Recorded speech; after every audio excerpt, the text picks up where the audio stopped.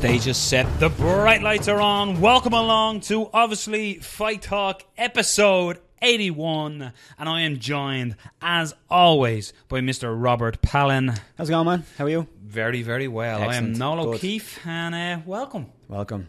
You sound like that was weird. Sound like a cult. Yeah, welcome. Come in.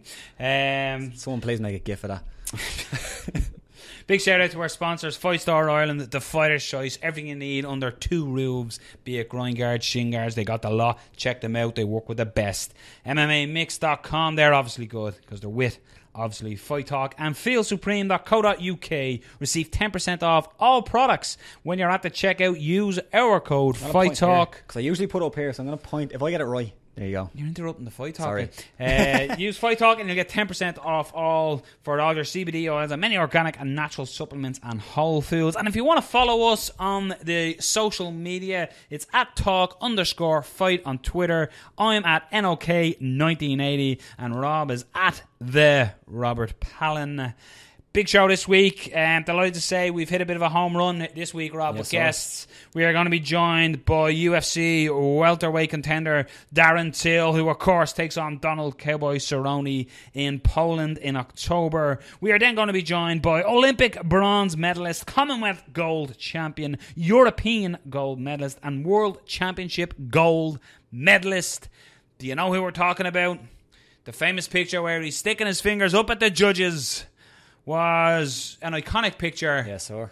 We're going to be joined by Michael Conlan.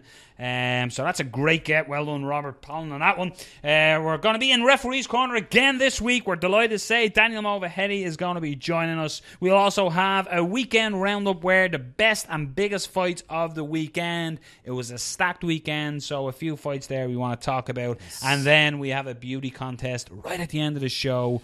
Ladies, if you're watching on or listening on audio, press pause, get on YouTube, and get ready for the housewife's choice. The beautiful Chris Fields will be joining us, as Chris has recently signed with KSW. Yeah. So plenty to talk about. Good get for KSW. Big get for KSW, yes. And I'll be interested to see, going with the trend of the card, will it be Ireland v Poland in the fight? I'm sure it probably will. But look forward to talking to Chris's second appearance on obviously Fight Talk. But let's delve in and let's get on the phone to UFC fighter. Just got confirmed in the biggest fight so far of his career. So we're delighted to say we are now joined by Darren Till. So welcome along to Obviously Fight Talk, and I'm delighted to say we are now joined by UFC welterweight Darren Till is joining us via call here. So Darren, thanks a million for taking the time to come on and chat to us here at Obviously Fight Talk. No problem, mate. I hope you're all okay. Thanks for having me. Very good. Yeah, in good form. I'd imagine you're in pretty high spirits as well, just coming off a very dominant victory in your last outing in the UFC. And then getting the matchup with Donald Cowboy Cerrone on October 21st in Gdansk. But I sort of, in a way, Darren, we've watched, when we first contacted you to come onto the show, you went on another podcast called MMA Hour, I think it's called, which is understandable. But so we've got the opportunity to listen to a lot of your shows, and I noticed a lot of what they didn't talk about was where you started off. You didn't dip your waters first in mixed martial arts. It was more Muay Thai. And when we shared about your victory, the first comment from Lar Bourne here in Ireland was, you got to get him on, and he was speaking about Muay Thai. So in a way, just the Muay Thai background, how difficult was it to move from Muay Thai into MMA? It was difficult because Muay Thai stance is such a different stance to MMA. Like, you know, we stand high, we're not worried about obviously takedowns or anything. So, you know, it was a hard transition, but that's why when I did transition over to MMA, I sort of like forgot about Muay Thai for a while. I just wanted to concentrate really on I wanted to consider myself a ground fighter and a wrestler, if you should say so. So like Muay Thai wasn't really a worry when I transitioned over to MMA. I just said to myself, right, let's be the best ground fighter and the best wrestler you can be. Do you know what I mean? So that it was a hard transition, mate. But you know, I feel like I've transitioned well over to MMA. You know, I'm still unbeaten as well, which is a good thing, innit? Yeah, when you go back and you train your striking and you're training Muay Thai, do you train in the same way as you would, or have you adjusted it completely different in the way you train for MMA? That's a great question. I've adapted both styles, so I've kept some of my Muay Thai, because Muay Thai, for traditional Muay Thai fighters, we're really one strike specialists. We won't throw a lot of combination shots. So it's good to have both. So that's what I do work a lot on in the gym, is keeping my Muay Thai, because I think it's very important in MMA, but also, having a good tempo, like lots of combinations and kicks and whatever. So I still keep the Muay Thai, but I still, want to evolve and obviously try new things. So it's a bit of both. But yeah, it was a good question. As well, something that we put up since the announcement, I'm sure you're aware, I don't know if you pay much attention to the likes of social media and Twitter and react or interact or even get annoyed by fans, but since the announcement of the Cowboy fight, a lot of people have said this is too big of a gap. You'll be showing up in this fight. What's your general opinion to people that think like that, or does that even affect you, or do you even play in your mind? I just don't give a fuck about them, mate. They can say what they want. At the end of the day, if Cowboy Cerrone came into Muay Thai, we'd consider him an amateur. So what does that say? He wouldn't be considered no top-level striker in Muay Thai. Let me tell you that right now. So what's the difference? He's a lightweight. I just don't see how he's going to take me down. He is a black belt. I respect his black belt skills, but I don't see him tapping me. And, on the feet, mate, I just don't see what he's going to do to me. I don't see where he can bother me. I just don't see it, And you got people like Brendan Schaub and that, and he's saying he doesn't know me, he's disrespecting me or whatever, saying this and that, saying that, Cowboy shouldn't be taking this fight. So why shouldn't he be taking the fight? I think let's get it straight. I'm unbeaten here, I'm unbeaten. No one's been able to beat me. So, what do I do? Do I just stay on the prelims? Do I fight in no one? Guys who, can't I move up? Is this what the world's come to? I can't move up now. I can't fight these big guys. Is this what it is? A big gap? I'll fucking show them what it's going to be, a big gap on fight night when I crack them on the chin. That's one thing as well, that even when Robbie Lawler, I don't think, Donald Cowboy Cerrone, when Cerrone had said he doesn't know who we are, I don't think necessarily that was disrespectful, and you did say that yourself in an interview. He was the only guy that didn't disrespect me. He was like, I don't know him, but I'm not bagging the dude. I just don't know him. It's just fucking fine. Why should he know me? But now we're fighting, and that's it. There's no disrespect between me and Donald. I just want to beat him up. I want to batter him. That's what I want to do, and he wants to do the same to me. But just because he doesn't know me, I'm going to get all disrespected. Listen, I don't care what people say. I don't care about social media. None of that gets to me, and I do look at it and I just laugh. I just don't give a fuck what anyone says. I really don't. Do you think in some ways, Darren, that it's a little bit of the unknown, that for a man from Liverpool, you came up more so through the Brazilian regional circuit in MMA. So you took your UFC debut. I think it was on 9 days' notice. So is it a little bit of the unknown that people are just writing you off because they don't know that much about you? I just don't care, mate. The unknown or whatever it is, it's a fight that's happening. I don't care. So people are saying Cerrone should be fighting him and him and him. I don't pay any attention to it. They offered me the fight. I said yeah, and that's I'm going in to fight. I'll be going in to take his chin clean off. So let these people talk. Let Brendan Schaub go on his podcast and talk. Hasn't he got better things to talk about? He should be worrying about the fucking 10 knockouts he had in his career. One thing that I found very interesting about it was that pretty much as you finished up your last fight, the next fight was on the table and you're probably straight into training camp. How is that different? Because I'm sure after a fight you kind of want to stop and almost celebrate your victory, but this time you're going straight into a camp, into another big fight. So how do you adjust from taking some time off normally into this situation? I don't go straight into camp, mate. People who go straight into camp, they're not champions. I train all year round. I always trying to be the best martial artist on planet Earth. As I keep stating, I feel like I am the greatest fighter. So if I feel like I'm the greatest, why would I not be in camp all year round? So it's not one of them coming out of camp, coming out of a fight and going back into another camp. It's just coming out of a fight, having another week off and going back to the gym to train, to do what I like. And training's hard, mate, weight cutting's hard, everything's hard about the fighter's life, but I was born to do this shit. I really was. So I don't care, offer me Donald straight after. They could offer me someone else and I'll say, yeah, let's go. I don't care about the money. I don't care about this. I just want to fight, and I want to prove that I'm the greatest fighter on planet Earth, and that's the only goal I have right now. There was something there as well on social media that you put out yourself, Darren, as well. When Thiago Alves fell out of the Mike Perry fight, you put it out there saying, I believe he's looking for an opponent. Was there no official approach on your behalf for that fight, or was it just an idea that unfortunately didn't come to fruition?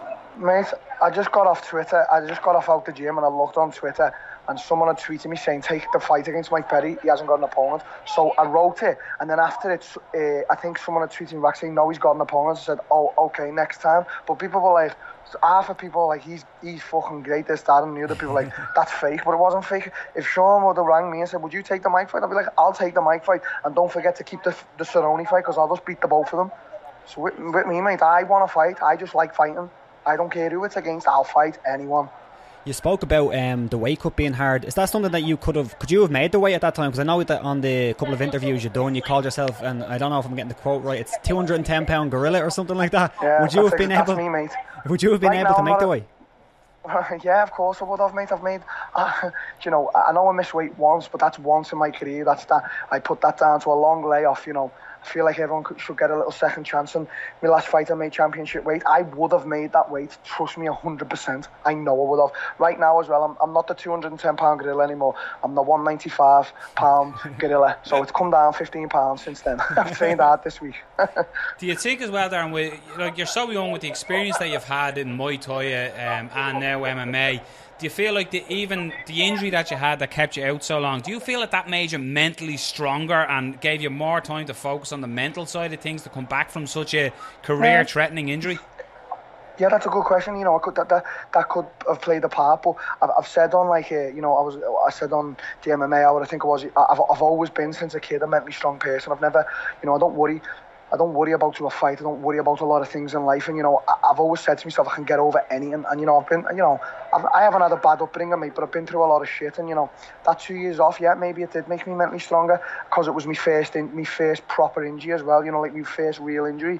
So yeah, you know, everything in life makes you mentally stronger. You either break or you don't. You know, it's simple as that. You either break or you don't, or you fight back. And you know, I'm always fighting, mate.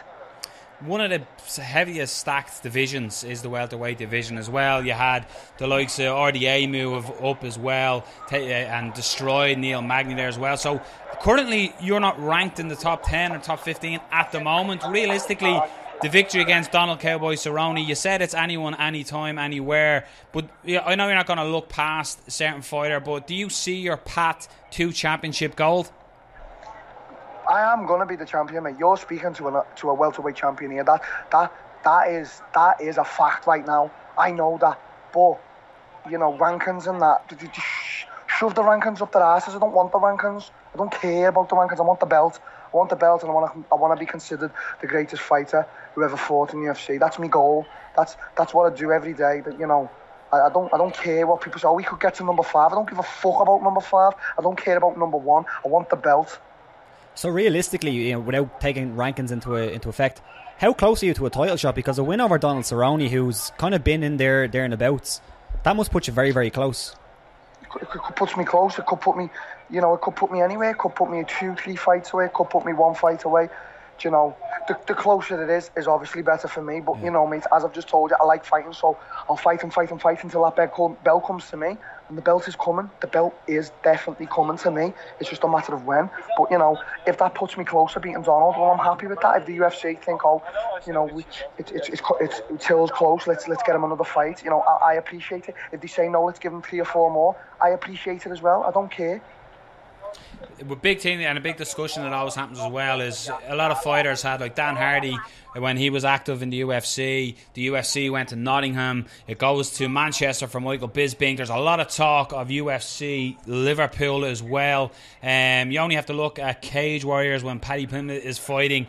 The atmosphere is what you can. It was almost like to us here when the UFC comes to Dublin, it's insane, kicks over, especially when it was Conor headlining. We had our guy fighting. So what would it be like to see Darren Till on a UFC main event in Liverpool? What would that mean to you? Or does it in a way, obviously it'd be a dream to fight in your hometown, or would you prefer to do it in Vegas to win the championship there, or would you love to bring the UFC to Liverpool?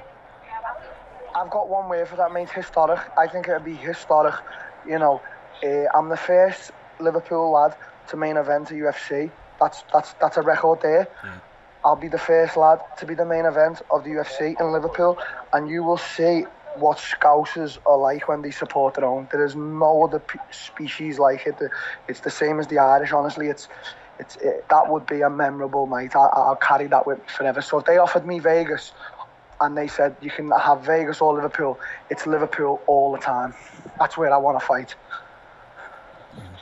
I just want to get, I don't know if you caught it, was over the weekend there was obviously the fights, you had the UFC and you had the boxing as well, but just I'm always interested to see a professional's fighter's opinion. Did you watch the Canelo Golovkin fight, and what did you think of the judging on that? Again, it's something that would have come into effect with you when you go to the judges' scorecards. How uncertain is it for fighters with the standard of judging in both sports? It is what it is, mate. I watched clips of the fight. I didn't get to watch the fight, sorry, but it is what it is. Sometimes you get a bad decision, sometimes you get a lucky decision. It is what it is. You can't cry about it. It happens. When it happens, yeah, it's shit that it happens. If you've won a fight and you get a bad decision, you know, it's shit, but it happens. You know, just don't be crying about it. You know, it's one of them things, mate. Honestly, sometimes judges can see it another way. They really can. Sometimes judges shouldn't even be judges, but. You know, what can we do? You know, is it about, you know, you get loads of opinions on this. I really haven't got an opinion, mate, you know, because there's nothing what can I say, you know. Sometimes people are on the end of bad decisions and sometimes people are on the end of lucky decisions. It just is what it is. Just to swing it back into Donald before we let you go there as well, the Donald Cowboy fight. 5 rounds, does it make any difference in your preparation or the game plan to the fight? Just train that little bit extra hard. Get a few more rounds in, you know, be prepared for the championship rounds. If I want the belt, I've got to be prepared for 5 rounds. You get fighters that prepare them for, you know, 3 rounds. You know, the fight in Rotterdam, I didn't prepare for 3 rounds. I prepared for 5 rounds. All my pad sessions and everything, they weren't just like 3 rounds. They were 10 rounds. So I was prepared in the Rotterdam fight for a 5-rounder. I'm always prepared, mate. I know you have a huge following here as well, Darren. Like we said, when we announced that you were coming on the show, or even when we just announced your last victory, with a lot of the Muay Thai community here message us and get on to us about you. So there's a huge support here in Ireland, as I'm sure you're aware after doing the podcast as well here, Talking Brawls and other podcasts. So we wish you the best of luck going forward in the future, not just in the Cowboy fight, but the rest of your career. I have to say, I'm a big fan of watching your style of fighting. I'm a big fan of your confidence and your belief as well, and your personality, and I definitely believe that gets you somewhere in the game as well, but you have to back it up, and Darren Till, you do that every time. Thank you very much, my man. I just want the Irish fans, mate, honestly, I get so many messages from Irish fans daily. Honest to God, I feel like after Scousers, the Irish is just like my second people. It's unbelievable, you know. I've got a lot of friends in Ireland who fight. Actually, one of the guys who trains with Conor McGregor, Cian Cowley. You know, he's a guy I speak to all the time. So it's just good having that support from such a powerful country, mate. So thanks very much. That was the one thing I was leading with the Muay Thai. Is Cian Cowley is now transferred over to SBG now as well, and unfortunately he had his debut and he was on the wrong end of a loss, unfortunately. But that's why I was sort of asking you about the transition from Muay Thai to MMA, because Cian, with his huge following here. Shit happens, mate. He lost. He lost and he's back on the wagon. You know, that loss will make him stronger, mate. Shit happens. You know, life is not all highs. Life is lows and life is highs. It's a mixture of both. So, you know, get back on the wagon and get on with it, innit? Excellent, 100%. I look forward to watching you fight, man. Thanks for taking the time to come on to us today. See you later. Cheers. Thanks again, Darren. Take care, man. Bye-bye. Bye-bye. The 195-pound gorilla there, Darren Till, biggest fight of his career, and like you can say, he doesn't give a fuck what anyone thinks about the gap or whatever. You have to say, his confidence. It's if you wanted to see what confidence looks like or sounds like, just listen to Darren Till. But like I said there, you know, we're not fancying dressing it up because we have Darren on the show. He does. I like watching him fight. He's aggressive. His style is phenomenal. And he's outspoken. He's not shy. He backs it up. Yeah. He says what's on his mind. 100%. And I think a lot of people gravitate towards that. You can see it with, you know, Conor McGregor is obviously the prime example of that. A guy who goes out there and says what they want to say and backs it up. But, you know, with the risk of everyone gets compared to McGregor, but that's what he's doing. He's doing a similar thing. We're in the McGregor era, so exactly. It's hard not to kind of make the comparison to that. But he does. He says what he wants to say, and he doesn't dress it up either. So it's good to talk to him, and that's an excellent fight. I can't wait for that one. It's a big test, but the way you look at it is Darren's undefeated. He's 15 and 1 with the draw. And Cowboy at the moment is on a 2-fight loss. Yeah. Fair enough, Cowboy has fought his recent fights were Masvidal and Robbie Lawler.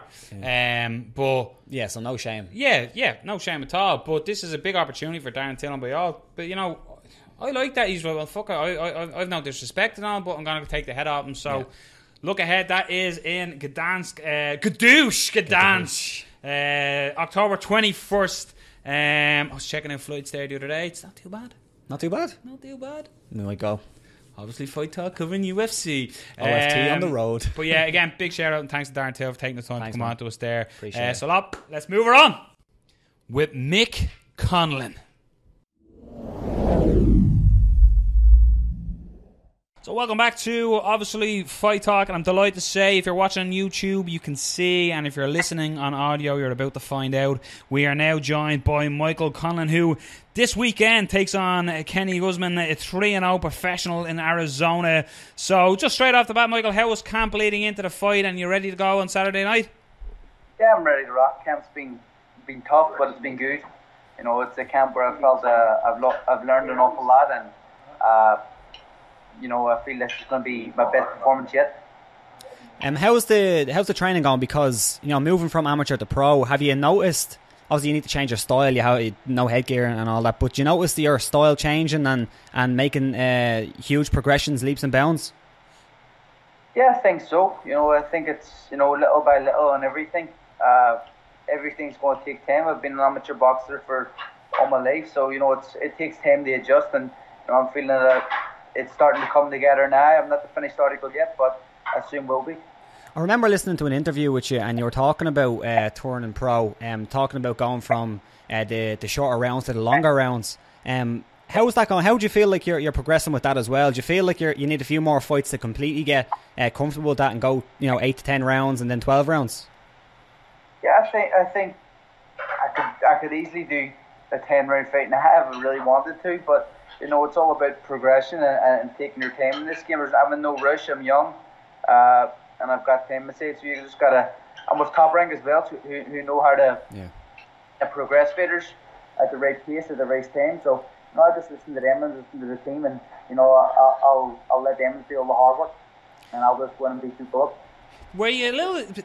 Don't get me wrong. I know you'd have expectations for your career, etc. But were you a little bit taken back by how big the push and how big the huge support for you is on your debut? Because not many boxers make a debut to the heights and levels that you did. You know, I knew that there was going to be a big push at St. Patrick's Day. It was going to be in the Garden. It was Conor McGregor involved. And you know, everything that happened in the Olympics and stuff, so it all added up. And I wasn't surprised with how big it was, no, but I was surprised that, you know, the atmosphere in the place, that's definitely surprising. I knew it was going to be a good atmosphere, but when I was in there and when I walked out, it's been nothing I've ever experienced before. It's still like a lot of people talk about the great walkouts and stuff like that at boxing as well. Yeah. You were almost like the Irish Apollo Creed walking out for that one, and that must be, thinking back, you must get goosebumps about the reaction to that. That was me. You know, that's what I looked at. I seen Apollo come out against Ivan Drago in Rocky IV, and I was like, I have to do something like this. You know, it was something I wanted to do and always planned to do. And I was really planning my walkout since the day I turned pro. So, and I had an awful lot of time. I turned pro back in September, and then I didn't fight till March. So, you know, it was unbelievable. And then when I see the reaction and the love it got for how it went, you know, it makes it all worth it in the end. From that, I'm guessing you're not really superstitious because we know how the Apollo Creed and Drago fight turned out. I'm guessing you're not that superstitious. Nah, superstitions for the weak-minded. In regard going forward, is that something like, because you have fighters down through the years that were known for special walkouts, is that something that you're going to look to do as well? The entertainment side of the business, as much as you get in there and you do your work inside the ring, is the entertainment business also the big push to get you known as the world star? Definitely, 100%. I feel that's a major part of pro boxing. You need to entertain people. And I feel that the walkouts and stuff, they all add to it. And, you know, dressing up, how you're coming out, how you're looking, the Princeton scene and stuff. That was the stuff I remember from when I was a kid. So that gets remembered doing that type of stuff. And I think you know, with my ability and then add the showmanship, it'll all add up and make the full article. The guy you're taking on, Tenny Guzman, what do you know about him? What should we know about him? And is it going to go the way your first 3 fights? It's all going to finish in the 3rd round via TKO? Are you looking to get rounds in there, or are you under the impression of, look, I don't get paid by the round, I get paid by the fight? You know, on Kenny Guzman himself, I've only seen like a 40-second clip of him, so I don't really know much about him. I know he's undefeated. I know he's going to come to win. I don't care. I honestly don't care what he plans to do and what he wants to do and what his record is. I'm getting in there to do my job, and as you say, I'm not getting paid for overtime, so I'll always aim for the KO. And you have a quick turnaround after that as well. It's something. When I seen it, Rob and myself were talking, it's something that I don't really see that much. Maybe it's done behind doors more as the quick turnaround, but this is quite public that you're fighting on one of the biggest cards again in Madison Square Garden on the 9th of December. Is that typical in boxing, or is it just it's not made as public most of the time? I think, you know, it's probably a bit more public for me because they know I'm going to sell tickets. They know people's going to want to come and watch, so they want to get people in early to get the tickets, to get buying the tickets, and, you know, to make sure it sells out, and, you know, to have me on it because I'm coming in with a bit of a name. And obviously in New York, where there's loads of Irish, people are going to want to come out and support, which is fantastic for me, but also fantastic for the promoters who are putting on the show. And you got to say, the card itself, or the main event, Lomachenko versus Rigondeaux, you must be excited even just to watch that fight as well. Yeah, it's something I've been looking forward to watching for so long, and the fact that I'm going to fight in the undercard is special. What a fight, 2-time Olympic gold medalists, both fighting each other. I think, in my opinion, Lomachenko wins. I think he's going to be too big at 130. But, you know, if it was at 126, who knows? And if someone said to you a couple of years ago that you would be on a pro card with Lomachenko versus Rigondeaux after turning pro, that must have would have sounded weird at the time, considering, you know, their amateur records. It would have sounded weird because I didn't think the fight would ever be made, but the fact that it's made, you know, if someone had said to me I would be on any card, I would believe them, because what Top Rank has done so far and what Magic has done so far to get me in this position has been, you know, a steady progress. It's just going up and up and up, and, you know, everything they say they do. And that's one thing I have to give to them. They've backed up every word they've said. Is that something that you speak with Top Rank about? Because Lomachenko, famously, he won a world title within 3 fights, I think it was. Do you speak about something like that with Top Rank, thinking, okay, maybe we're going to make it a little bit slower progression, we're not going to try get in there as early as he did and look for a world title? So are you looking to be a little more slower? I'm in no rush. Lomachenko was in a bit of a rush. He'd done 2 Olympic Games, and he was a lot older than me. He was about 0.6, 0.7. So, you know, and he was a 2-time Olympic champion. So he obviously had, you know, top amateur pedigree. Top amateur pedigree, but he's probably one of the best amateur boxers of all time. So, you know, I'm not going to say I'm in his league to jump in the world title fight within 3 fights. So, you know, I can take my time. I'm young. I've got time on my side. I've got age on my side. And, you know, there's no point in me rushing, because it's just boxing at the end of the day, and, you know, you got to make your money on the way up. boxing has really been in the limelight. Not that it's shied away, but between Klitschko and Anthony Joshua, and then of course you had everybody in the world watching and talking about Conor McGregor, Floyd Mayweather, and then this weekend we had Triple G and Canelo. Now you've experienced bad decisions. It's quite outspoken how that went with you, but I noticed on Twitter as well. You changed the gif of yourself doing the fingers and you put Triple G's head on yourself. What's your thoughts now looking back at the fight? Have you re-watched it? And what the hell was Adelaide Bird watching? I don't think Adelaide Bird was watching the fight at all. She must have been in the change room or something, or doing something. I don't know what she was doing, but she wasn't watching that fight because Triple G won the fight on my card by, I given it by 2 rounds, possibly 3 rounds. But at the same time, you could, if it was a draw, you're not really going to, if it was 114-114, you're not really going to argue, really, because it was a tight fight. But I definitely thought he won. 118, the 110 is a joke. And I remember a couple of discussions that was on a few of the big TV shows post-fight talking about the decision, and a lot of people were saying, well, forget about the decision because it was a great fight. But from someone who was, in a way cheated out of a silver medal or a gold medal in the Olympics, and then a guy who, probably could have had a win and now has a draw on his record, how does that affect a fighter's career going forward, especially at pro level, when we know that, a loss or a draw can affect really? Yeah, with Triple G, I think it's a terrible decision what happened, because he's 35. By the time the fight again, he'll be 36, and he's getting on. He's on the slide. So and I don't think Canelo will box him next. I think he'll move up, or fight someone else and then fight him after. Maybe as he gets a little bit older, a little bit more sliding down, and I think that was a career-defining fight for Triple G if he had got the decision. Still, even when you look at it and you say who would you rather be after the fight, you would rather be Triple G, because everybody's crying robbery for him. So he'll make a lot more money now with the rematch. So I don't think he wins the rematch, but because I think he's starting to go now. He's 36 next year, so I don't think he wins the rematch, but it was unfortunate that he didn't get the first one.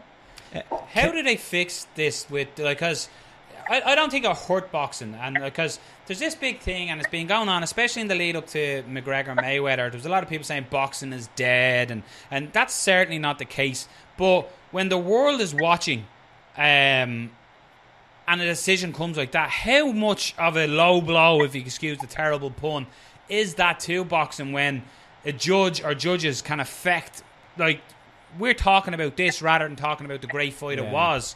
So how much of a low blow is it for boxing when this type of thing happens?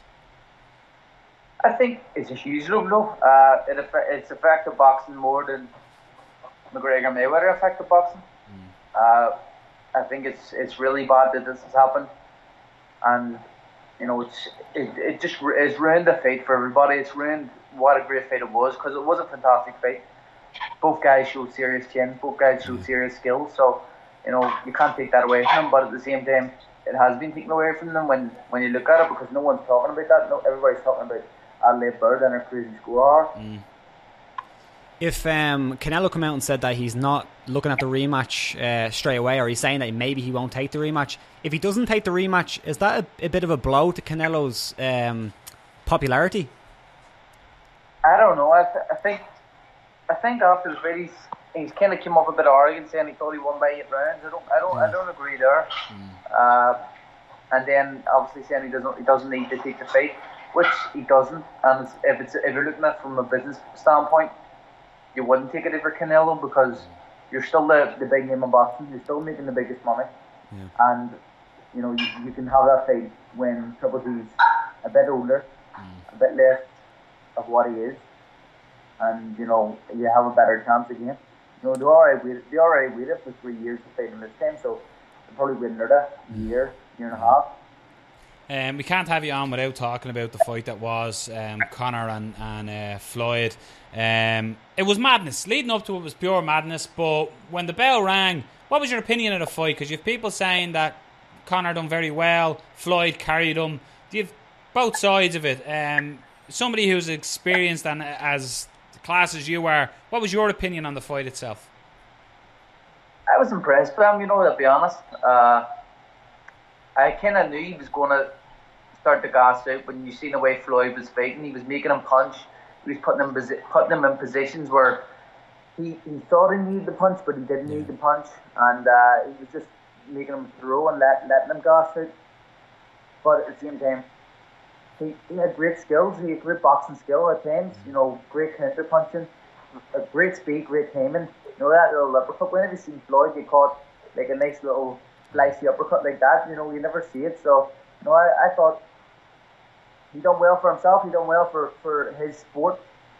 But at the same time, boxing is an MMA. So if he was going to lose, he was going to lose. It's completely different. It's a completely different sport. And I gotta say, put my hands up and say fair play. He's been in there, made 100 million. He put on a good performance. He's done a lot better than what I'd say the majority of the boxing world, 99% of the boxing world thought he was going to do. It's something that Conor spoke about as well, Mick, was that the fatigue. He's addressed it. He said, look, it's something I have to address. Is there a simple solution? Is it nutrition? Is it the workout he's doing? What is it? Because when you look at Conor McGregor, you look at a man in unbelievable shape, but yet he seems to have this problem, and he addressed it himself. Yeah, I think there's a few things that play in the part. Obviously, he wouldn't gas as much in MMA because he doesn't get put in them positions that Floyd puts you in and makes you gas. Floyd was making him work when he didn't need to work, but also the weight cut. When you're cutting that much weight in that short space of time, it's very, very hard to recover. Do you think that fight underlines how important experience is in boxing and any other sport? Yeah, I think so. I think that fight plays a big part in everything, especially for Conor as well. I think he'll learn from that fight in every aspect of his career, boxing, MMA, anything. That'll be a big learning fight for him. But experience does play a huge part, and Floyd has 50 fights of experience in the professional game. Going forward, looking ahead down the year, are you looking to stay active after December? I know this is a bit weird. You have 2 fights in the next couple of months, and I'm saying you're staying active. But what's the plans going into the new year for Mick Conlan? I think I'll take Christmas off. I'll enjoy this Christmas. It'll be a good one, and then I think we could be in Boston at the start of the year. I'm not too sure. I'll definitely be in the Garden again, St. Patrick's Day. Nice. And then we have the homecoming in Belfast. Any promotion or any show that's ever on near around St. Patrick's Day, they will, if you could bottle up the atmosphere that was in that place, bottle it up, and we'll have to make a rendition of the Apollo Creed music for you to come out to, though. That's the only thing. You'll have to Irish it up a bit, put a fiddle in there somewhere. Definitely. Mick, it's been an absolute pleasure talking to you. Love watching you fight, and I look forward to watching it on Saturday and again in December. But thanks a million, my man, for coming on to Obviously Fight Talk. That's appreciated. Thanks. Cheers, great stuff. Thanks, Mick. Bye-bye. Cheers, man. They are just another boxing Olympic champion, obviously boxing talk. Olympic gold medalist, world champion. Yeah. The lot, not a bother. Obviously boxing talk. Yeah. I love the way we still change it from fight talk, even though it's not MMA talk. Do you know what I mean? Yeah. It makes no sense. No, I know. We'll do it. Yeah, we'll do it for the joke. Look, we've rolled with it now a few weeks. Yeah, we have to. We're not going to. We have to roll with the punches. We're going to keep going. Huh? I said you have to roll with the punches. It was a terrible pun. You didn't acknowledge it. But I might done a terrible pun in the interview, but it was all right because Mick Conlan then said, "Yeah, it was a bad low blow," and I was like, "That's all right. You rolled with the bad pun too." Great stuff. To top off the bad puns. Yeah, we're a bakery of bad puns. Yeah, puns. Forget about it. That was. Jeez, we're getting worse. Do you know what? Honest to God, I missed this man on our screen. It's something you don't see when we ring him every week, but he always has a little goofy little smile and a big happy head in him. He's one of the nicest guys in the business. He's the gentleman, some would call him. He was a very busy man at the weekend, of course. He was in the BAMMA cage, and he was on other shows as well, regional shows as well. But we're now going to be joining Referee's Corner with Daniel Movahedi. What we're going to do is we're going to discuss the likes of standing TKOs. Dan was involved in it at the weekend. There was one with the Nathaniel Wood-Josh Reed fight. And I want to touch on something as well, with David Branch giving the L tap to strikes. Yeah, and Mark Goddard, who stopped he actually came out and was speaking about wanting to see more standing KOs. Yeah. It doesn't have to be, you don't have to drop them. You don't need to see the kills. If they're not defending themselves, you can stop the fight. And let's have Dan explain why you can do that. Exactly. So here you are, the sultry sounds of Daniel Movahedi. So welcome back to obviously Fight Talk, and we're now in Referee's Corner with Mr. Daniel Movahedi. On your screen, before Dan comes in, on your screen is the title fight from Cage Warriors 86 at the weekend between Nathaniel Wood, who was in the yellow, who was currently getting hit up against the cage by Josh Reed. And as you can see, Nathaniel Wood stumbles around a bit, staying in the fight. So the reason for this is a couple of reasons. One, people were saying about the standing TKO, and Mark Goddard, who is the referee, who you can see is looking closely at the action there, was talking about standing TKOs recently. And if you look here, Nathaniel Wood has just landed the home run of a left hook there, and this is where Nathaniel Wood starts pouring it on. Again, this is available on Cage Warriors Twitter that we're playing this through. Not Fight Pass. So there's Nathaniel, and this was some fight, man. This was an incredible fight. Look at them uppercuts. Beautiful work by Nathaniel Wood up against the cage. You can see Reed is trying to throw back, but Wood is starting to really land some big shots there. All them are landing. That's a beautiful left and right on the chin. And Mark Goddard sees enough, steps it in, waves it off. Now, Reed did not drop. So people were saying, give him a chance. Mark Goddard gave Nathaniel Wood the chance. As you see, Nathaniel was stumbling around the cage. So look, let's not have my opinion who's just sitting at home watching it. Let's speak to an expert, and let's get Daniel Movahedi in to talk to us through what although he wasn't there, what Mark Goddard would have been looking at, and the reasons why, or potential reasons why, Mark Goddard would have stepped in. So Dan, welcome back to obviously Fight Talk, my man. Hey, how you doing?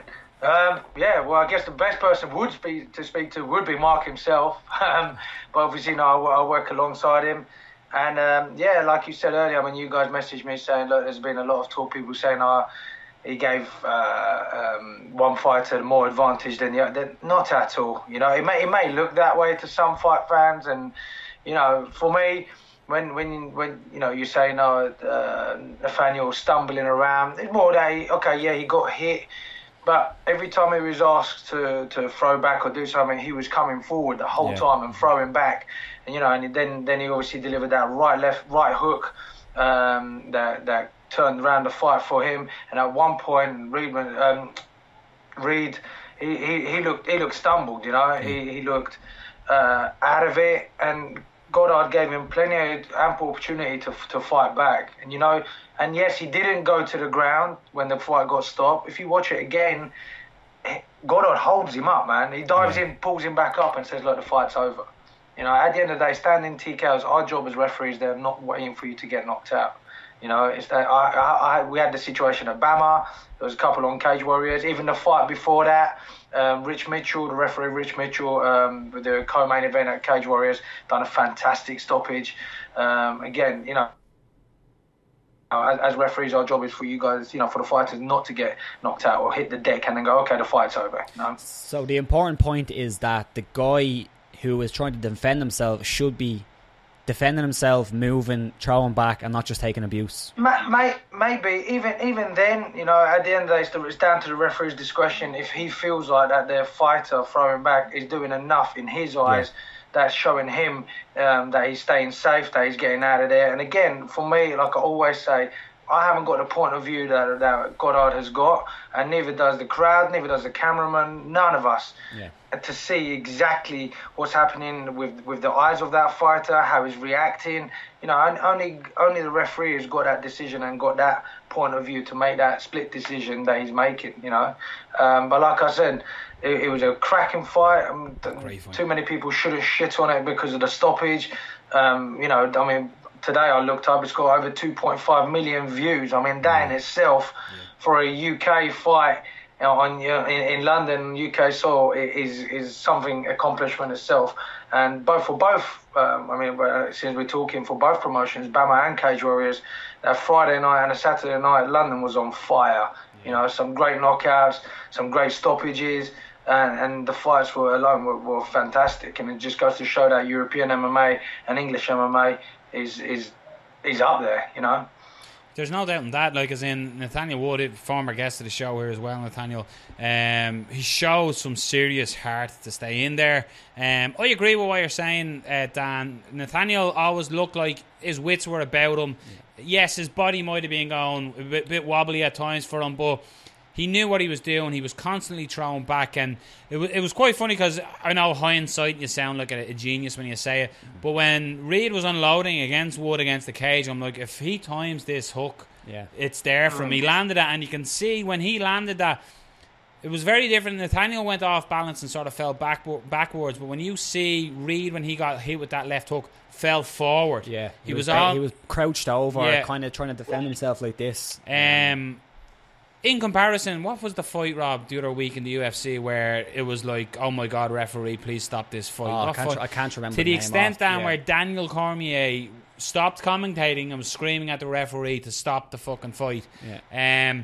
But another interesting one, Dan. I did give you a heads up on this one earlier on, but another interesting one. I sent you the clip because I knew we were busy at the weekend. You mightn't have seen the fights. David Branch tapped to strikes against Luke Rockhold. It's not something we've seen in a while, and this was, a lot of people are giving out and in a way jeering him, saying he's no balls and he's that. Forget that. But one point that I say that somebody said is that, does that show that the referee didn't do his job, that he tapped to strikes? Not at all. I think the referee done a great job. I think I said to you earlier that if anything, it was fantastic how Big Dan saw that tap. You know, it wasn't a big, you know, couple of hands, you know, the hand wrestling palm in the canvas. Yeah, exactly. It was just a quick tap, 1-2 tap, and he saw that and he recognised that. And even before that, you could see the referee giving him again warnings. Look, you need to show me work. You need to, you know, protect yourself. And that was it, you know. And again, people saying, you know, it's a, I don't know, they don't like seeing fighters tap out due to strikes. Okay, yeah, but then maybe that's the only option they got. It's within the rule sets that you can do it, so why not fucking use it? You know, you don't have to take so many. What else is he going to do? He's not going to take unnecessary punishment until the ref steps in. If he feels like he's done, we don't know what's happened. He might have caught one on the cheekbone. He might have whatever. You know, he's used it within the rule sets to tap, and the fight's over. The way I saw was, obviously we all love the guy who can stay in, the really tough guy, like what Nathaniel Wood done, where he stayed in there, he was getting hit, but he came back and he got the comeback. But the way I see it is like, if you ever do like a jiu-jitsu class and you do it for a while, like maybe the first couple of times you don't really know, but when you do it for a while and you get caught under somebody and you just know from experience, you know there's no way I get out of here, there's absolutely no way. Both hooks are in, I'm just going to take punishment. And I'm guessing he knew that. Dave Branch knew there's absolutely no way. I've tried. It's not like he went down and he tapped straight away. He tried to get out. He was taking big shots, and he probably just said to himself, "Here, I know." You imagine Luke Rockhold with his hooks in on, like, not even in mount on your back, like ready for, you know, flattening you out. And man, if anyone ever knows that hip pressure onto your lower back, flatten you out, and you trying to get back onto your knees, which he did try to do once, then he got flattened out again and just running down with them shots. You know, you're in, you know, 99.9% you're not going to get out of there, you know, unless you get choked out or knocked out. And that's not the way that anyone wants to see it. So fair play to the referee for seeing the tap and stepping in quick enough to stop the fight so he doesn't take any unnecessary punishment. And fair play to the fighter. Football in the mind. You know, using the rule sets and tapping out and going, look, well done, you're the better man, you got the better of me. Fighting Well, our that's what David Branch came out and said. He said he realised he was in a vicarious position, didn't want to. Said, I'll save the fight for another day. The way I look at tapping the strikes, it's not as if it was a couple of shots and it was a Bob Sapp tap out, you know what I mean, where he just dropped. Yeah. But like, there's other ways people do this. People will roll to give their back to get choked out when they're getting heavy shots. But then, also, how I would compare it, it's like if somebody locks in an armbar, they have your arm extended. Do you just not tap because your arm's going to snap? Do you wait for your... So why should a fighter have to wait until they're unconscious? You know what I mean? It is a good comparison. Why sort of say, right, I'm stuck, I cannot get out, he's lumping me in the head, I'm sick of this, and tap. And to be fair, there's plenty of guys, like, you know, really tough fighters out there who have their own opinion, and you have to respect that opinion because they wouldn't do it. But that's them as a fighter, you know, that's them. To follow the analogy that I was using with the comparison, I should say, with the armbar, it's very similar to when Frank Mir locked up the Kimura on Nogueira. And it was like, Nogueira has never tapped. Yeah, so he got his fucking arm broke because of it. So, you know, what's the joint? So, you know, Branch might have saved himself a few brain cells by tapping. I don't have a problem with it. People will say, oh, bitch, like I seen a couple of fighters comment on it. Yeah, exactly. Saying, oh, you shouldn't do this, you shouldn't tap, it's no thing. But look, that's them. Yeah, That's just them, I don't have a problem with it. And I have to say what you said, Dan, about Morgliata as well. I didn't spot the tap. Did you not? No, I didn't see the tap. Now, probably because it was 5 o'clock in the morning or whatever, but I didn't see the tap watching it live. I just thought Big Dan stepped in to call it off. But he probably would have called it off. So did the commentators. Yeah. So did the commentators. Yeah, they thought that as well. But like I said, you know, people don't always see the talent. You've got to give the praise to the referee that he actually saw that, and he, like I said, stepped in and saw that and prevented him from taking any more shots. How was BAMMA on Friday night, Dan? It looked great on Unilad and then Dave. Yeah, like I said to you guys, man, for not just BAMMA but Cage Warriors as well. Both promotions delivered in London. You know, especially on the main card, you had knockouts, you had submissions. It was good. And BAMMA, yeah, it was rocking. It was good. I really enjoyed it. They're still just missing one thing. That's all they're missing. What's that? A great MC? Me? No, they have a great MC in Buddy Johnson. Shameful. Of course they see, I'm nice. Him in his bling bling suit. Did you see that? Oh no, come here. He looked like Ron Burgundy. I wasn't a fan of the suit. I'm not gonna lie. He looked like Ron Burgundy. I didn't see it. I didn't see the suit. It looked like Ron Burgundy / Del Boy Trotter down. That's what I thought. But you know, Buddy has the physique to pull these things off. Yeah. The man is Mr. Olympia. Was it Bruce Buffer like? Because Bruce Buffer has some extraordinary suits. It was like a red suede or something. It was like Ron Burgundy's burgundy suit, like. Yeah. Nah, it was a good event. It was good. It had everything. A good crowd there. And, you know, like you were saying about the standing TKOs. I had a situation on the same night. You know, Tommy King versus James Reedman. You know, I don't know if you guys saw it. Gonna catch it. You sent me the link. No, Tommy King through the short. James Reedman, so to speak, ended up doing the chicken dance, and then against the cage, and a couple of more shots in, and I stepped in, and then I got both sides. Oh, it was a good stoppage. And then obviously he had his fans and his teammates going, "Oh, ref, he was all right. He could have continued." Yeah, he was all right until the end. Would have ended up on the deck, and that's the thing. Referees, we have to try to read the situation of what the outcome is going to be and what the lead up to it was. So. It was good. It was good. Very, very impressed, and with all the fighters putting it all on the line. And that's what people don't understand, that these guys do literally put everything on the line. You know, from your Nathan Jones, Alex Lahore fight, from Yannick to Shipman fight. It's not nice seeing people getting knocked out like that, and it just brings it home a little bit. You know, the reality of the risks these guys take for our entertainment. I say our entertainment as fans. I mean entertainment of watching it and being able to, for people like Ariel Hawani on his show, retweeting a couple of the fights, and for, like I said, the Cage Warriors video getting 2.5 million hits, and showing the stuff that, so to speak, no pun intended, the prospects that we have got in the UK to produce good fighters. Rob's just giving you the slow clap for that one. That was beautiful. We done a lot of puns after the Michael Conlan interview, and they were not even close to as good as that one. Quality. No, but Dan, you're right. Fighter safety. This standing TKO. It's so weird that this hasn't been in the limelight before. It's still a young sport, isn't it? But that's what everyone says. You know, you always talk about you're there for the fighter safety, and the fighters are in very safe hands when they're in there with yourself, with the likes of Goddard, with Rich Mitchell, with all the top referees. You know, fighter safety is paramount, and it's because of you guys in there spotting the signs, doing it early and seeing it. You don't have the luxury of numerous angles of replays and opinions. You are watching it live and you react, and the ultimate respect for the work you guys do. Will you be on duty on the 10th of November in Dublin? It is the 10th, I think I'm right in saying. I believe so, yes. And will you be coming over and having a beer with the lads and obviously Fight Talk? The question is, will you be coming over after the show with us to have a drink with us? Potentially, yeah. Yeah, we have. Do you know what it is when we do media? You see, you're there late because you're getting the main event, guys. While you have all wrapped up and you are drinking 3 or 4 next. We're on the front line, man. We're doing the interviews, man. Yeah. No, definitely beers. Just once you stay in a hotel closer to the city centre and not in the fucking Green Isle of Milo. You'll have to take that out with the promotion. Yeah. Well, look. At least tell them to pay for a taxi or something. Yeah, I should be on the shuttle bus anyway because I should be the MC in Dublin. This is my country. This is my shit. It's my island. Dan, it's great stuff as always. Are you rolling? Are you rolling tonight? You off the jits? Not tonight. No, tomorrow night I will be. Beautiful. Chasing that purple belt. Good. I'm looking forward to. I'm competing in a couple of weeks as well, so that's good. Sweet. Mark Goddard is it against Mark Goddard.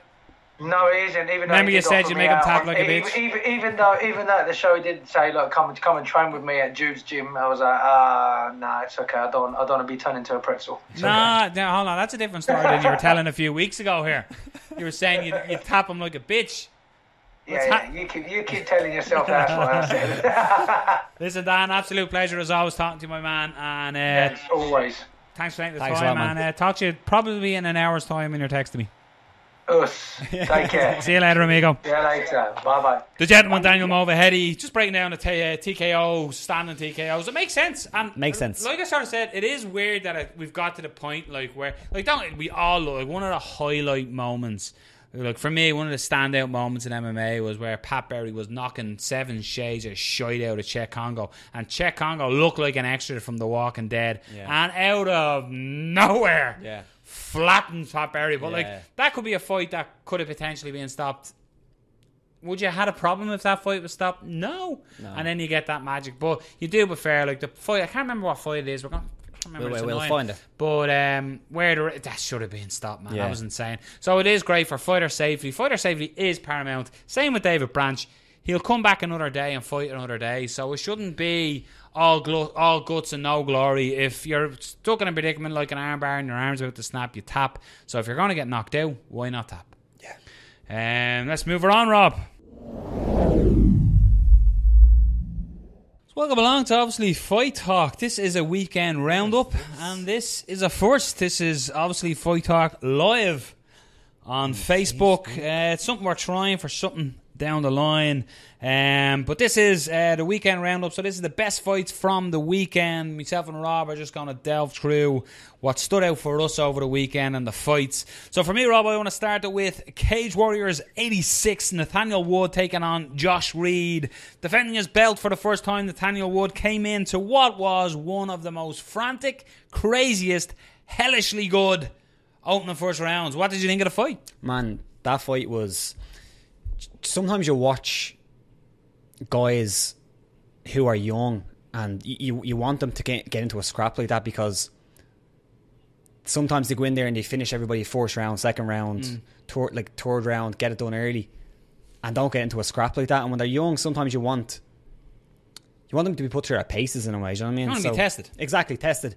And sometimes guys get to the UFC or get to Bellator. I'm not saying Cage Warriors is a tiny show, because it's a big regional show, but those type of fights shows you the character that Nathaniel Wood has. Man, that was unbelievable. A lot of people were talking that they felt that Josh Reed wasn't given a fair opportunity to fight back. This is something we actually covered in the show that will be available on all Android devices, iTunes and YouTube. But this is something we spoke to Daniel Movahedi about in Referee's Corner, and because people were comparing Nathaniel Wood getting rocked and he was given the opportunity and Josh Reed wasn't given the same thing. Mark Goddard has been speaking a lot recently about standing TKOs. He was the third man in the cage with Wood and Reed, and he stepped in.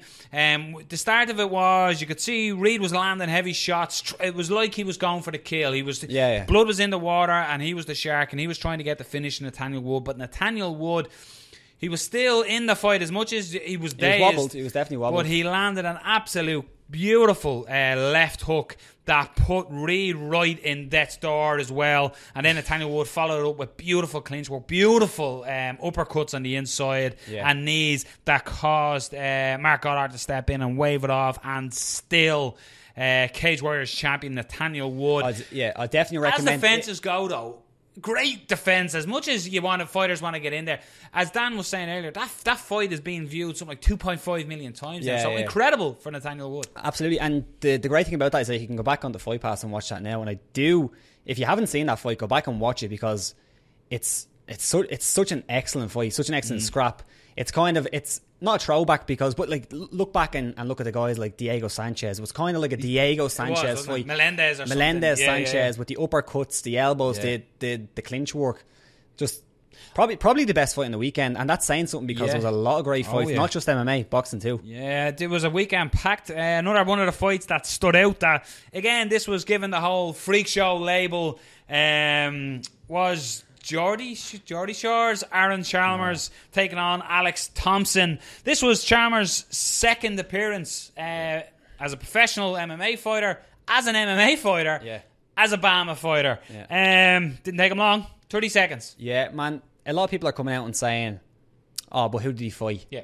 But man, he's only 2-0 as well. He's 2-0 now. He was 1-0. Yeah. So like, who else is going to go in there and fight? This is like when CM Punk, and it's not really different. It's kind of similar. Like they're from a reality background. Obviously, the WWE. Geordie Shore is a little different to WWE. No, but you know what I mean. They come from not a competitive sporting background. Like it's WWE is scripted, but they're obviously but they're definitely better athletes. But what I'm saying is, when he was coming into the UFC and people were like, "Oh, throw him in there with Cal Pendred." Absolutely not. He has no amateur experience. It's his first MMA fight, and it's a similar situation with Aaron Chalmers. He's going in there with no background. He trains in Muay Thai, but he has no Muay Thai fights. He has no MMA amateur experience. So who are you going to put him in there against? Somebody who's 6-0, 7-0. I know the guy who was fighting, Alex Thompson, is making his pro debut, and I think it's 6 amateur fights.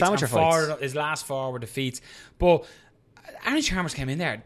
I think that shot knocks most people out. If that lands on him now, yes, Thompson was standing very straight up and stuff like that, but if that lands, it shows he has power. Yeah, and I think it's telling as well when you go and you look at, say, the fighters who are asked about Aaron. It's a lot of them, not the media, but more like the fans who are kind of coming out and saying, it's Aaron Chalmers, like, who is he fighting? But you actually look at the fighters, most of them are coming out and saying, fair play to you, went in there, you can only beat who you're given, and he went in and he beat him, and he looked good. In fairness, in his post-fight interview with Severe, he had said, "Look, I want a champion now, or a champion. I want a pro. Leave Geordie Shore to pursue MMA full time." It's interesting. Like, he's a big name in the UK, so why not? It's a good get for BAMMA. Like, in fairness, BAMMA have to nurture him. They can't throw if BAMMA were to turn around and, like, let's say, throw him a big welterweight or someone, even a professional welterweight with like 2 or 3 fights. They're going to have a bigger amateur background as well. So BAMMA have to nurture him and bring him in a little bit. In a way, as much as they're pro fights, they're amateur. You know what I mean? He's getting experience. He's getting... And, like, in fairness, this guy is walking into arenas and fighting. Yeah. And, he has people watching going, oh, fall so we can tear you apart in social media. And that's what's happening, but he doesn't give a fuck. He's getting in there and doing it. So you got to give him credit. Yeah. Another fight for me. By the way, Rob Madigan said, what a KO, to be fair. I'm guessing, Rob, the stream is doing okay. Yeah. I think that's a confirmation. Yeah, we were wondering if it was working. Talking about doing okay, segue. Mike Perry was due to fight Thiago Alves. Something that we spoke about with fighters coming up from Florida and stuff like that, if they would get out of Florida because of the storm and stuff. Oh, yeah. Don't know where you're going with that. Thiago Alves couldn't get out. And Alex Reyes took this fight. He's a lightweight fighter. Something you said on social media that it'd have to be a big lightweight to take the fight. And Alex came in, took the fight against a very, very, very dangerous Mike Perry. And Perry looked fantastic on Saturday. He looked great. It's unfortunate because I remember before the fight we were saying that, you know, if he goes in there and he puts on a good performance, that's good for him. I'm not talking about Perry. But unfortunately he didn't, and unfortunately he got finished early. And I'm not saying that the UFC won't give him another chance, because I think they will, because, you know, I think the UFC traditionally are very favourable towards those guys who will come in and take a fight. So they will give him another shot. But it's first time on the big stage, and that's a big stage. You know, Fox Sports 1. I know everybody was tuned into the boxing, but it's still a big stage on Fox Sports 1. He gets finished, so that's not good for his career to start. He could come back, and I don't think, you know, that's him done. I'm not saying that, but it's not a great start. But walk away, Nick. Mike Perry, man. I was talking to a couple of guys. Yeah, I was talking about a couple of guys today, and I was talking about Mike Perry because on the face of things, sometimes you look at Perry and like, oh, he's just a brawler, and he goes in there, he gets the fight finish. If he goes longer than a couple of minutes, he'll probably you know, Alan Jouban.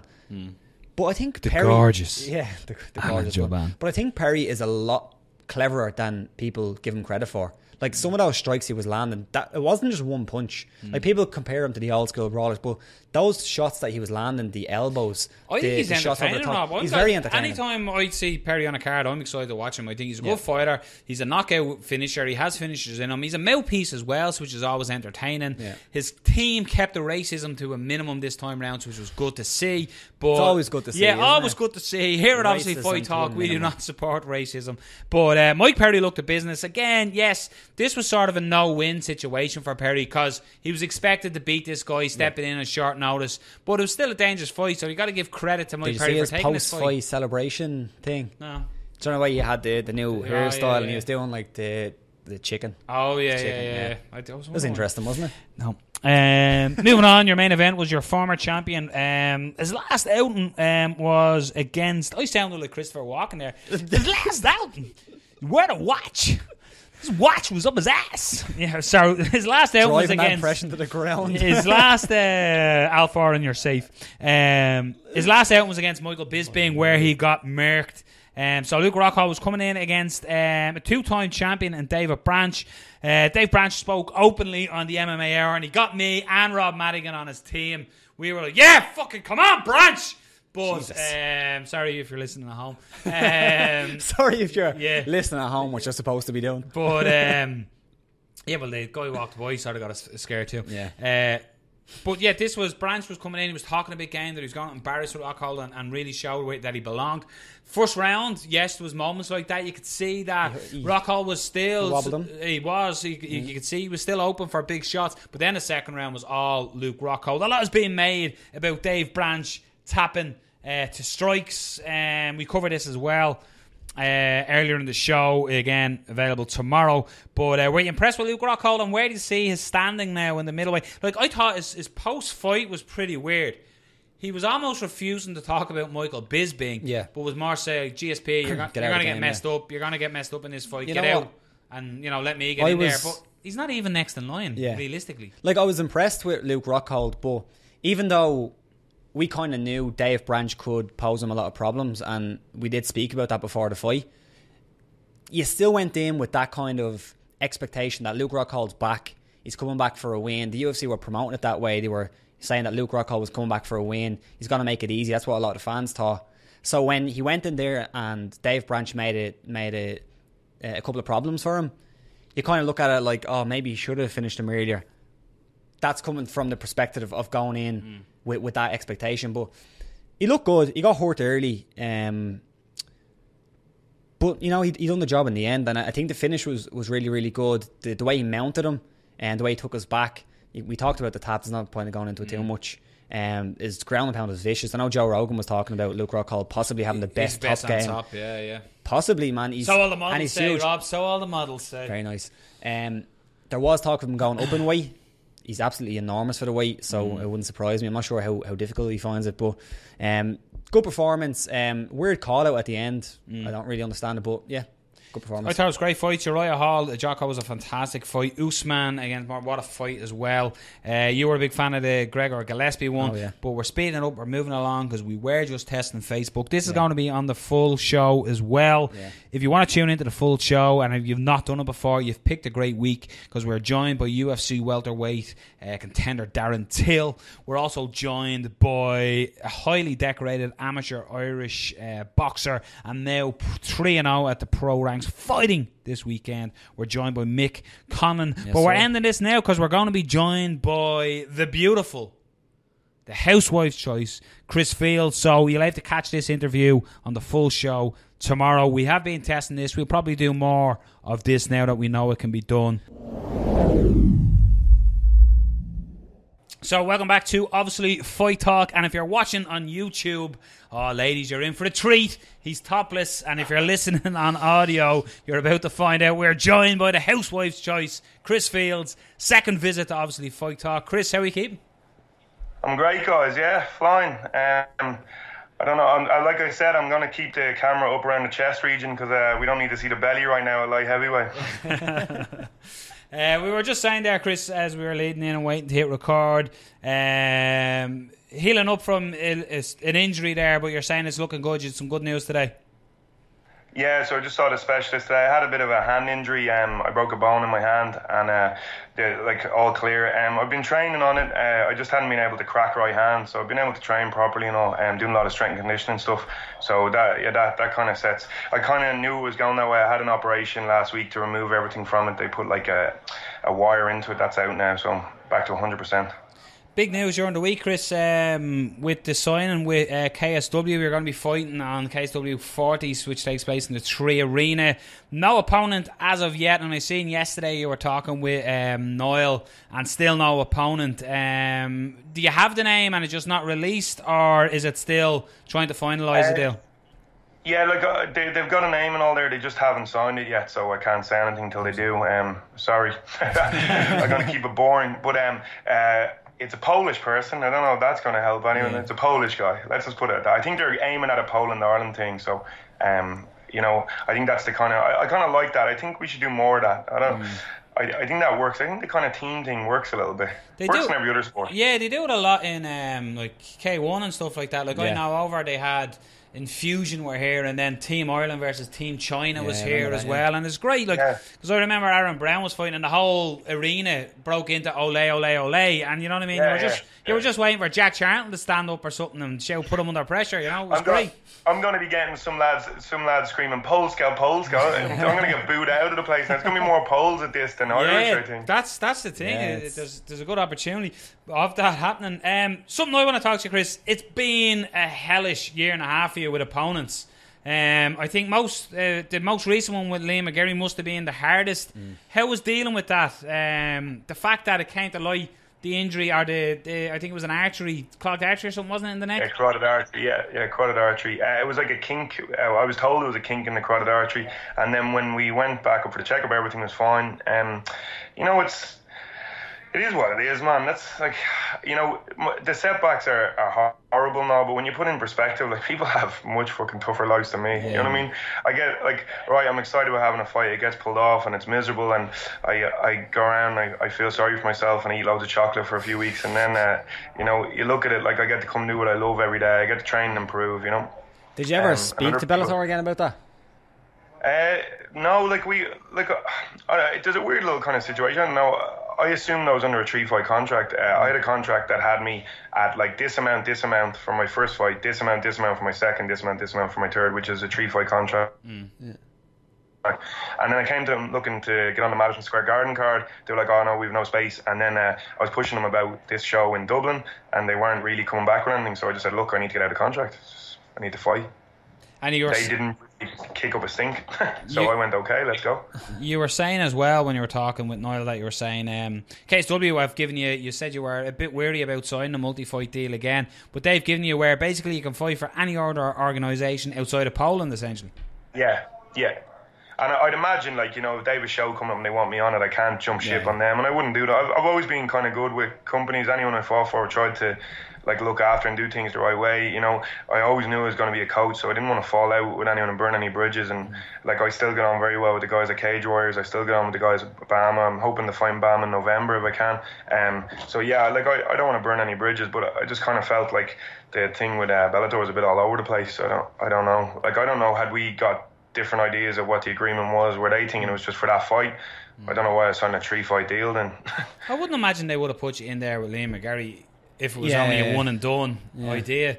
But moving on with that, silver lining, you get to fight in the 3 Arena again. Like, from a Dublin guy, that's got to be a huge opportunity, and something that, you know, for a long time in MMA, we spoke when you were on with us the first time that you were the guy that you were doing it before it was cool. You were the hipster guy. You were plastic chairs in small shows. So again, to fight in the 3 Arena, that must be a great thing. Cup, all that kind of shit. Like. So again, the opportunity must be huge again, and something I'm sure you're grateful and can't wait to get in there for. I'm just, again, happy to be like the kind of the first Irish guy to be fighting on a show and kind of paving the way for the lads again, you know. I kind of feel I've done that a lot. I was one of the first on Cage Warriors. I was the first on BAMMA. You know, I kind of done this for my career for guys. The first guy to come on to the Ultimate Fighter. But I just think, you know what? Yeah, I'm just happy to fight, man. I love fighting. I love it. Like, I love it. I thoroughly enjoy the nerves and all the scary shit that goes with it. I enjoy it. So, you know, I love preparing for it. I love the training coming up to it. I love that my wife lets me sleep in and doesn't hassle me about getting up to do stuff. You know what I mean? So that's what I love it. I gotta become a fighter to get that luxury. But you're saying you love it. Like, what is it? Is it just a competition? Is it to get that feeling of nerves? Do you still get them as much now as a veteran of the game that you are now? Do you still get them as bad? Yeah, they're different. They're different nerves, but I still get them. I still get nervous all the time. I tell fighters this all the time. All my guys, I make sure they know that, like, I still get this. It's not just them. Everyone gets it. You know what I mean? Like, people will always lie about stuff like that to try to look tough or whatever. But you know what? I still get nervous every fight. But like, I know how to control it a bit better now. I don't wait. I used to wake up at like 3 a.m. and not be able to go back to sleep and stuff. That's all kind of gone. But you know, it's I suppose if you're not getting nervous, what the fuck are you doing it for? Why do you, like, you know, if it doesn't make you, if fighting another human being in a cage doesn't scare you, I don't, like, there's something wrong with you, really. Like, you got something cracked in your head, mate. Yesterday you were at CRC for Gamron Park, had a bit of a standoff, and there was a little bit of argy-bargy. There was a slap thrown. Again, it's something that with the Polish community here, this is going to be a huge show. A lot of, like, I'm talking about the evolution of Chris Fields in a way, from going to this show to then being at the shows with your, like, your fighters like Callum Liston and all that were fighting on Clan Wars. Is the evolution of Chris Fields, is there many more of these fights in the pipeline? How long are you going to stay active fighting wise before moving on to coaching? And just like that, we've lost the wondering. Yeah. Chris Fields, we got a flash of the light heavyweight. Let's give it a second. Could come back. Could come back in. Yeah. Gonna have to repeat that long-winded question as well. No, just shorten it down next time. The evolution of Chris Fields. Yeah, but we'll try again, will we? There we go. We're in. Yeah, you went on an adventure and we lost you. So I filled airtime beautifully there, Chris, while you were away. But I was basically saying the evolution of Chris Fields from how many more do you think, how many times will you make the walk with the 4-ounce gloves on you in comparison to the next step in your career as a coach? And I was just giving examples of how good your coaching is. Like, I was giving the example of Liston's last fight up in Clan Wars when he was tying up the Darce choke, and that's just one example. But I noticed when you're in the corner, your fighters really listen to the instruction coming from the corner. So in short, how long do you think the 4-ounce gloves will be on you rather than the towel thrown over your shoulder leading the fighters in? Yeah, I'm kind of, my wife has given me a bit of stick about this because I keep saying 18 months, 18 more months, and she, strangely enough, most other people's partners, I'd imagine, that do this sport will be saying, look, stop fighting, please. And she's like, look, stop putting figures on it, stop putting numbers. I've always kind of said like 35, you know, so I'm kind of thinking like, if I didn't, like, just before I was 36 would be kind of the end. But, you know, I don't know. It depends on how performances are, really, doesn't it? Like, I'm not an idiot, so I'm not going to be one of these gobshites that keeps taking hidings off people. You know, when to be honest, I've never took a beating in my life. Really, I've been caught with shots and knocked out or whatever, but I've never had a guy come out completely dominate me in all areas and just pick me apart. I think if that happened, I'd probably call it a day tomorrow. If someone was just better than me, I've never had that. I've always had, like, when after a fight, even if I lost, I could walk away going, I could have won if I had done this slightly different, you know, kind of way. Whereas if you just take it pasting off someone, I don't know how. I suppose you have to be a little bit thick, but you just kind of, how do you lie to yourself and say, look, I'm going to keep doing this? So to answer the question, I'd say within the next 2 years it will be it'd be sooner if the performances. I imagine from the way I'm training and the way things are going that my performances are going to be far superior than they've been before. But you can. Fights are fights, you know what I mean? So you'll never know till you get in there. The only reason why I was sort of asking that as well is just because of the coaching. You know, you can see the next stage. A lot of fighters don't have that, but with SBG Swords now, you can already see your career next step. So in a way, that's what I was asking that question. But we spoke about it the last time you were on as well, how important the coaching is, because it brings you back to your fundamentals. But how do you find it now? Like, you're training, I keep saying to you at all the shows, like, what are you feeding these guys? Because every guy that's coming out of your gym that I call or I'm at a show and see, they're absolute killers. And that has to keep you sharp in the gym, that these young, hungry fighters, and they're showing elite level skills in there as well. So that's got to keep your tools sharp.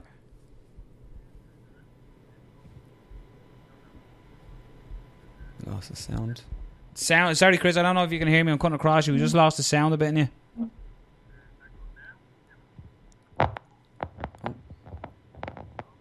No, it's like something's covering it. Yeah, it's weird. Fucking thing. There we go. Any better? Yeah, perfect. That was. It's they're all out for my neck. Like, they all want me, but I've kind of put together here like the expendables in my gym. So I get like Cahill, Phil Peter, Kieran Davern, who's just become one of the best grapplers in the country recently. He's an absolute savage. We get of James Webb over, who's a pro guy from London who stays in the gym here and fights out SBG Swords. Tom so I've got this select group of people around me, and they're all pushing me all the time anyway, you know. So I've got we're building a little kind of squad out here. We meet up 3 times a week. We've got a Hodger Gracie brown belt who trains with us for all the grappling and all the kind of wall work and all that stuff. So we put a nice little group together, and then I have all these young guns who'd love nothing more than to strangle me one night in the gym. So everyone's kind of keeping me on my toes. I've got, like, they're cocky. Some of them are cocky too. In the gym, cocky. They're not cocky. I don't allow cocky on social media. I've had words with people before. It's kind of like, you know, Louis Vuitton bag in the gym, you're getting thrown out, or fucking going on social media and acting like an absolute cock because you're representing myself and Tom. So you'd be launched out of the gym, toe bog in the hole down the stairs. Speaking of Cahill, how active is Cahill in the gym? Is he there? Because I seen the trailer. I don't know if it's a movie or it's a TV show called Lore. Yeah. It looks really good actually. It does, yeah. It's an old Irish story, an old Irish kind of. The thing seems like the Nightmare Realm or something like this. The show, like, where they tell kind of old scary stories, but. He's training a good bit. He kind of comes and goes. You know, he goes over to do movie roles, but he kind of makes a big effort when I fights come up. He's still, like, in love with the sport, but just doesn't want to be fighting anymore. He seems smarter than me, probably. So he's off Hollywooding it up right now. You know. Yeah, no harm in that. Baywatch. He's in. I was watching. What was the movie about the boxer? The old school brute. Oh, Lenny McLean. Yeah. I was watching that, and they're going. Is that called Tangent? Everywhere. Everywhere. Doing a Shane Duffy accent. He's a great example to lads that just, like, you know, if you want someone, you're willing to put the hard graft in and go at it, like, go for it. You can get anywhere you pretty much want, and he seems to have done that. Like, you know, he was beaten, and he'd be the first guy to say this, he was beating guys with better skill sets than him on Cage Warriors and the like. David Bilcoiden would be one that comes to mind. David Bilcoiden was a European grappling champion, and Cahill was, like, dragging him to the mat and beating the shit out of him just on, like, grit, determination, heart. You know, he's like a different level on that kind of stuff, you know, and then the skill set caught up. You said you were going to see the best version of Chris Fields. What are we expecting to see? What's going to be better? I just think like I was saying, I'm comfortable. I'm very comfortable, and I've kind of set myself up. I'm training better. I'm eating better. I'm doing everything a little bit better. I just feel looser, which I used to kind of worry about the result a lot. I used to go in and I'd almost be tense because I'd be thinking I can't lose. This would be my mentality. I can't lose, rather than I just want to let loose. And I feel like I'm at the let loose stage, and so I don't know. I just want to strangle people, to be honest. I like knocking people out, and I was strangling people so much fun. It's way more fun. Darce jokes, like they're gone out of fashion. Yeah, well, it's the ultimate victory, isn't it? Putting someone to sleep, really, isn't it? Or making them tap, making them say that's enough. You know what I mean? Like, that's beautiful. Which you Except prefer? Darce, he just goes out. Yeah, I was going to say, which you prefer? Do you prefer someone going to sleep or actually tapping? I know, tapping. Yeah. Giving up. You've done it again with your sound. This is the most terrible technical Skype call you've ever had. It's your sound, whatever you're doing, you're touching something at the bottom of the phone or something. I'm trying to charge it while we're talking. There you go. Yeah, that's probably what it is. What was I going to say? Yeah, listen, I'm looking forward to seeing you at KSW. I will be there covering the show. Hopefully we'll get to chat after as well, have a post fight. But best of luck with the camp and coaching and everything with SBG Swords. Whatever you guys are doing out there, keep doing it, because you are breeding the new era of talent in this country. And I have to say, it's not because you're on. I always say it at the show as well. Like that young guy, his name's escaping me, that fought at Cage Legacy in the K1. Ian Gary. Oh my God. That boy is serious talent, like it's that goes for all the guys that come out of your gym. It's honest to God, these are absolutely nurturing killers out there. It's credit to you. Thanks. I think that means, I don't know, I feel this maybe might be the place I'm in now, but I feel like that means more to me than you saying I did really well in the fight. So that's a nice thing. Yeah, no, it is, man. It is, and I have to give credit to. It's weird, and I'm sure you hear it when you're at shows as well, Chris. I was sort of filling the air when you were gone there, but when you're at shows and you hear coaches and the fighters are answering, your coaching is fantastic. You know what I mean? It's you can hear coaches who just scream things like "get up, stand up." That's not what happens out of your corner, and your coaching is next level. And I genuinely mean it. That it's deadly. It's an honour listening to you, because you can tell you're listening to a world class coach. So I wish you the best of luck in the fight coming up. And everything in the future, because the future is bright, my man. So best of luck with camp, and thanks for coming on, Chris. Thanks, man. Thanks a lot, guys. Sorry about all the technical shit. Sure, look. It's all good. It's all good. I'll sort it for the next one, I promise. Yeah, be beautiful. Listen, go and put a t-shirt on, will you, and put your nipples away. All right. There we go. The housewife's choice. Cheers, me man. Take care. Take care. All right, bye-bye. So there we are, an absolute technical wizard of a nightmare. I might edit it. I'll see. We'll definitely have to edit. But now Chris Fields, the big fight. We don't know who it is, against a Polish guy, so that narrows it down to millions. But looking forward to it. KSW is going to be a huge card here. They put on some huge shows. Yeah, it's like it is. There's a huge Polish community here in Ireland that will go out and support fighters, and obviously the Irish fans, as you can see at other shows, BAMMA, Cage Warriors, the UFC, when they're here, they support. And I think it's a great night potentially ahead. A couple of fights that are already confirmed on the card is James McSweeney is taking on Mariusz Pudzianowski. He's the big, huge bodybuilder, huge dude. Yeah. Then of course we have the Matthias Gamrot and Norman Park fight, but one that I absolutely think is an absolute cracker is Konrad Iwanski versus Paul Lawrence. I think that's a great card, great fight on the card. And Chris Fields, who he gets matched against as well. I'm looking forward to seeing that. This promises to be a great card as well. We're going to be spoiled. You've KSW 40 in October, then you have BAMMA just around the corner from it as well. But yeah, delighted. Rob, this has been an absolute jam one. I literally feel, if you start watching this show ages ago and you thought it's bright and it's dark now, that's because we literally are here hours. We've gone into the night. But a big thank you to the housewife choice, Chris Fields, who was just on with us there. To Daniel Movahedi, who was back in referee's corner. Delighted to say we were then joined as well by Mick Conlan, who's fighting this weekend in Arizona on Saturday evening.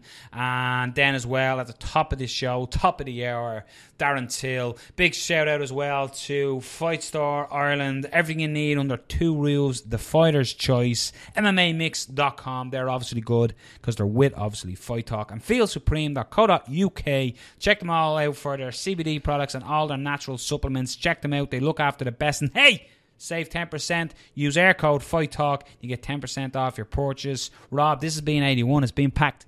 Been packed. It's been good. It's been good. Hey, we even done Facebook Live. We done Facebook Live. Did you watch it? If you watched it and you liked it, or if you liked the idea of it, comment below and tell us, because we might do it in the future. It might be the new format, maybe. Yeah. Maybe on YouTube, we'll see. But yeah, this has been 81. I've thoroughly enjoyed talking to everybody we spoke to today, as we always do. Rob, it's a pleasure talking It's a MMA. pleasure talking MMA and fights with you. boxing and kickboxing and all that jazz. 81.